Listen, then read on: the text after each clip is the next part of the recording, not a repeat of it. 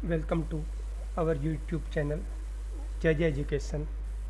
मैं डॉक्टर मुकेश शर्मा आप सबका हार्दिक स्वागत एवं अभिनंदन करता हूं हमारे YouTube channel Jai Jai education में। आप और हम सभी लोग रीट की तैयारी कर रहे हैं। रीट की तैयारी कैसे करें, इससे संबंधित यह वीडियो आपके लिए महत्वपूर्ण एवं उपयोगी होगा, ऐसी मैं आशा करता हूं। सबसे पहले लेवल फर्स्ट के लिए कक्षा 1 से 5 तक के लिए जो लोग तैयारी कर रहे हैं उनके लिए यह पहला भाग है। मुख्य रूप से पूरा जो रीट का जो पेपर आएगा वो 5 भागों में विभक्त होगा। पहला साइकोलॉजी जो 30 नंबर की आएगी।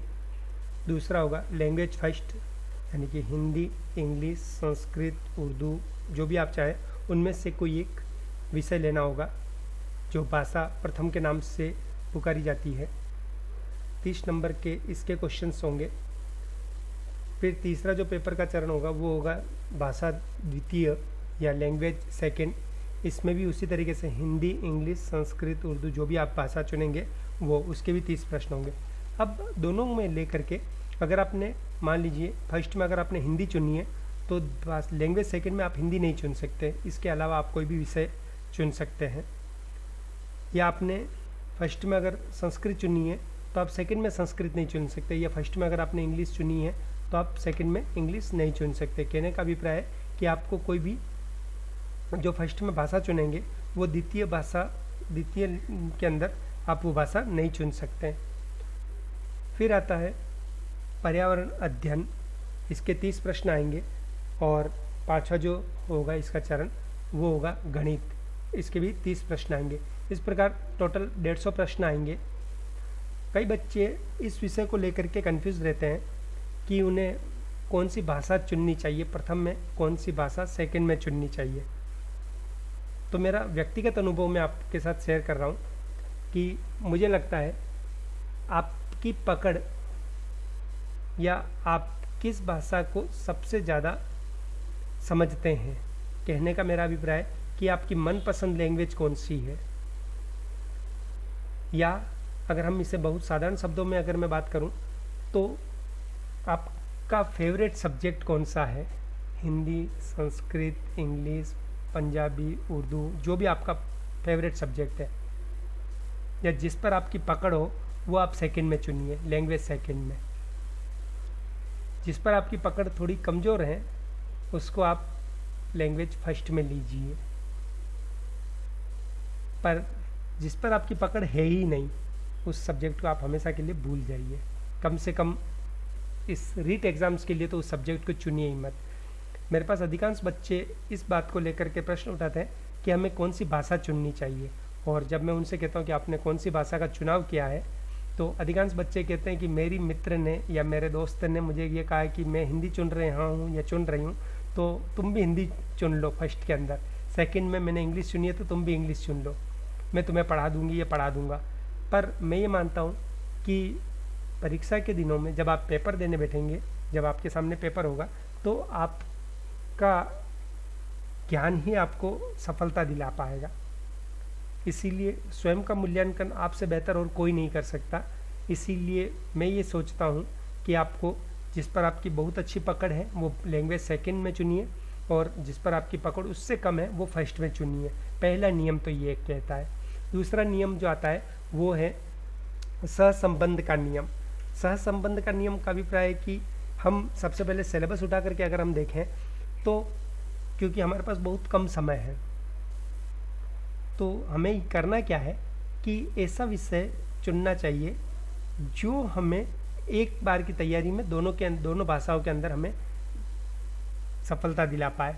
जैसे मान लीजिए किसी ने फर्स्ट में हिंदी चुना, सेकंड में उसे संस्कृत चुनने की मैं सलाह दूंगा। या फर्स्ट में उसने संस्कृत चुनी तो सेकंड में मैं उसे हिंदी चुनने की सलाह दूंगा। कारण आपके सामने स्पष्ट होगा कि संधि आपको हिंदी में भी पढ़नी है, संस्कृत में भी पढ़नी है। समास हिंदी, संस्कृत सब में पढ़ना है। इसी तरीके से अव्यय हुआ, वाक्य निर्माण हुए, ये कुछ चीज़ें हैं जो आप दोनों में पढ़ेंगे। संधि, समास, प्रत्यय, उपसर्ग ये समान होंगे, तो आप एक ही मेहनत में दोनों के अंदर सफलता प्राप्त कर पाएंगे। पर अगर आपने मान लीजिए फर्स्ट में हिंदी चुनी और सेकंड में जाकर के इंग्लिश चुनी है, या इसका उल्टा फर्स्ट में इंग्लिश चुनी और सेकंड में अगर आपने हिंदी चुनी है, तो मैं ये मानता हूँ कि दोनों के लिए आपको अलग अलग समय निकालना पड़ेगा। हिंदी में आपको संधि, समास, प्रत्यय, उपसर्ग ये तो पढ़ने ही है, तो इंग्लिश में आपको एक्टिव वॉइस, पैसिव वॉइस ये पढ़ने पड़ेंगे, टेंस आपको पढ़ने पड़ेंगे। तो मेरा मानना है कि आप दोनों लैंग्वेज जब भी चुनें तो कृपया इस विषय का इस बात का विशेष ध्यान रखें कि आप कम मेहनत में बहुत अधिक सफलताएं प्राप्त कर पाएँ। तो मैं फिर आपको बता दूं, फर्स्ट के अंदर 30 नंबर की साइकोलॉजी होगी, सेकंड भाषा फर्स्ट के अंदर 30 नंबर जो भाषा फर्स्ट होंगे उसके प्रश्न आएंगे, लैंग्वेज सेकंड के अंदर भी 30 नंबरों की भाषा होगी, फिर पर्यावरण एनवायरमेंटल स्टडीज़ जो है वो 30 नंबर की होगी, और गणित जो है वो 30 नंबर की होगी। अब आप सोच रहे होंगे कि क्या फ़र्क पड़ रहा है कि मान लीजिए मैंने फर्स्ट में भाषा चुनी है, सेकंड चुनी है, कोई फ़र्क नहीं पड़ रहा है। आप देखिए, आपके पास हिंदी अगर आपकी अच्छी है तो ज़रूरी नहीं कि आपकी इंग्लिश या संस्कृत अच्छी होगी, या आपकी संस्कृत अच्छी है तो ज़रूरी नहीं कि आपकी हिंदी और इंग्लिश अच्छी होगी। कहने का अभिप्राय यहाँ पर यह है कि अगर ऑल ऑफ मिला करके अगर मेरिट बनती है, पेपर्स की मेरिट जो बनाएंगे, या पेपर जब आप दे करके आएंगे, सारे लोग जब पेपर दे करके आएंगे, तो आपकी जो मेरिट बननी है, आप पेपर करने के बाद जो मेरिट्स बनेगी आपकी, वो कौन आपको आगे या पीछे धकेल सकती है। तो साइकोलॉजी सबसे पहला बहुत महत्वपूर्ण भाग है साइकोलॉजी का। तो मेरा ये मानना है कि आपको साइकोलॉजी की बहुत अच्छी तैयारी करनी चाहिए। फिर सेकंड भाग जो है वो लैंग्वेज फर्स्ट और लैंग्वेज सेकंड में जो मेरिट बनाएगा, वो जो चैप्टर रहेगा वो रहेगा टीचिंग मेथड का, क्योंकि सब 19-20 भाषा में सब 19-20 हो सकते हैं, साइकोलॉजी में 19-20 का कोई आंकड़ा नहीं हो सकता। हो सकता है कि आपको बहुत अधिक आती हो, साइकोलॉजी बहुत अच्छी लगती हो और आपके अकॉर्डिंग उस समय क्वेश्चंस आए हों, या इसका अपोजिट्स आप बहुत कम जानते होंगे। तो ये दोनों ही चीज़ें हैं कि इसमें जो मेरिट जो कवर करेगी वो सबसे पहले साइकोलॉजी, फिर भाषा फर्स्ट और भाषा सेकंड में भी टीचिंग मेथड, शिक्षण विधियाँ जो है वो आपकी मेरिट कवर करेगी। तो मुझे लगता है कि आपको अधिक फोकस जो है वो साइकोलॉजी पर और भाषा फर्स्ट और भाषा सेकंड के भी टीचिंग मेथड पर करने चाहिए।